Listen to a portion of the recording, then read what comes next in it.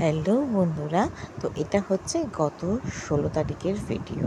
16 তারিখ ছিল আমাদের রান্না পুজো আর 17 তারিখ ছিল পান্না বিশ্বকর্মা পুজো।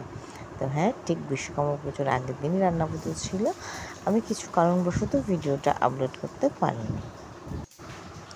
তো বাবা এদিকে সমস্ত সবজিগুলো কেটে দিয়ে গেছে। এখানে ছিল 7 রকমের সবজি ছিল।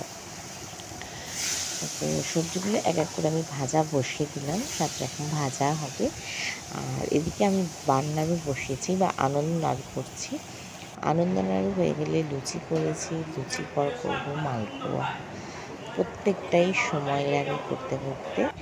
তো আমরা তাড়াতাড়ি বসিয়ে পড়েছিলাম সন্ধ্যের দিকটা, একদম সন্ধ্যে দিয়েই রান্না করতে শুরু করে দিয়েছি। আর মাকে বললাম তুমি একটু এদিকে করো, আমি একটু উঠি। তখন আমি একটু উঠলাম। এদিকে মা দেখো আমার বান্নারগুলো আস্তে আস্তে ভেজে দিচ্ছে আর কুমড়ো ভাজা শুরু হয়েছে। তারপর দেখলাম মা এদিকে বসেছিল ডাল চচ্চড়িটা হচ্ছে, আর মা এদিকে করে নিয়েছিল পুঁই শাকটা হয়ে গেছে, কিন্তু মাছের মাথা দিয়ে পরে একটু মানে কষে নাড়ে নেবো আর কি, ইলিশ মাছের মাথা দিয়ে। তো কিছুটা এগিয়ে রাখলাম কাজ আমরা বাবা আসার আগে।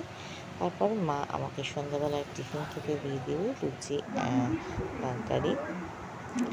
তো লুচি আর তরকারিটা টিফিন হিসাবে খেয়ে নিলাম। খেয়ে নিয়ে আমি আবার আমার কাজে বসে পড়লাম।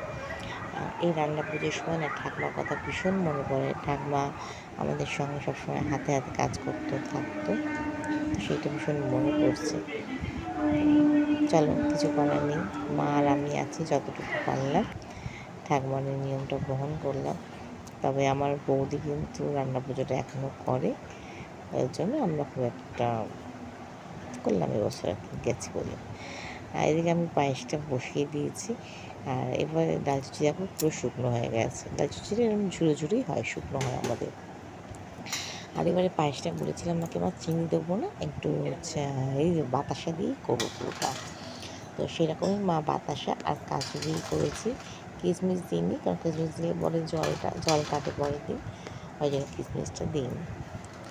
তা বাতাসা দিয়ে করেছিলাম। মিষ্টিটা একটু কম হয়েছিল আমাদের ক্ষেত্রে, আমরা একটু বেশি মিষ্টি খাই। আর না হলে মিষ্টি মোটামুটি ওদের সবার ঠিক ছিল। তো চলো, আর এদিকে বাবা বাজার থেকে মাছ নিয়ে চলে এসেছিলো, কিন্তু বাবা মাছটা ধুয়ে দিচ্ছিল বলে বাবাকে আর তুলিনি, এটা ধুয়ে। এদিকে দেখো আমার সমস্ত রকম ভাজাভুজি হয়ে গেছে, আর ওদিকে মা মাছ ভাজা আর পুঁই শাকটা করে নিয়েছে, যেটার ভিডিও আমি তুলতে পারিনি। আমি তখন এই ভাজাভুজিগুলো কমপ্লিট করছিলাম। তো আমি যেহেতু তাড়াতাড়ি খাবো, তাই 11:30টার মধ্যে আমি আমার থালা পুরো মাকে সাজিয়ে দিতে বলেছি, মা সাজিয়ে দিয়েছে। আমি আমার ডিনার নিয়ে বসে পড়েছি। তো আজকের ডিনারটা ছিল অসম্ভব সুন্দর। প্রত্যেক বছর আমার এই রাতে যেটা খাই না, সেই খাওয়াটা কিন্তু অমৃত থাকে, অমৃত। তো রাতের খাবারটা খেয়ে নিচ্ছি। বাবা একটু পুঁই শাক চচ্চড়ি বললো খেয়ে দেখ কেমন হয়েছে। খেতে তো ভালো হয়েছে, কিন্তু তাড়াতাড়ি করে এত কাঁটা পেঁচে খেতে খুব কষ্ট হচ্ছিলো। যাই হোক, পরের দিন সকালবেলা উঠে একটু চা টা খেয়ে নিলাম। আর মা এদিকে ঘরের পুজোটা দিয়ে নিল, কারণ ঘরের পুজো না দিলে মা হাঁড়িতে যে মনসা পুজো করি আমরা সেটা করতে পারবে না, তাই ঘরের পুজোটা করে দিল। আর বাবা চলে গেছে মনসা মন্দিরে একটু দুধ মিষ্টি কলা দিয়ে পুজো দিতে। ওটা বাবাই জমা দিয়ে আসে প্রত্যেকবারে, পরে গিয়ে প্রসাদ নিয়ে আসে। তো তো দেখো মা ঘরের পুজো কমপ্লিট করে চলে এসেছে হাঁড়ির এখানে পুজো করতে।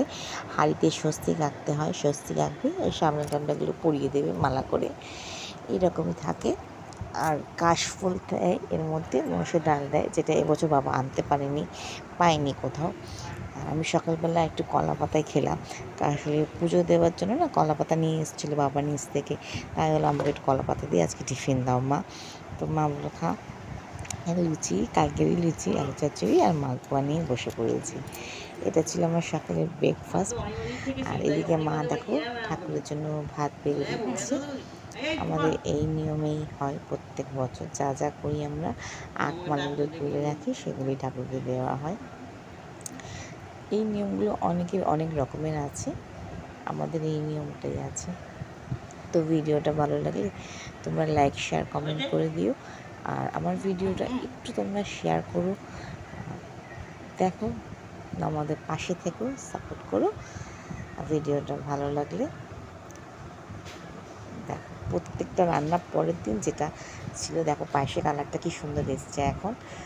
পান্তা পায়েস, ডাল চচ্চড়িটা খুব সুন্দর হয়েছে, মাছ ভাজা হয়েছে, পুরো চচ্চড়িটা পুরো বসে গেছে একদম। ডালটা দারুণ হয়েছিল, চচ্চড়িটা দেখো, সব ভাজা ভুজি।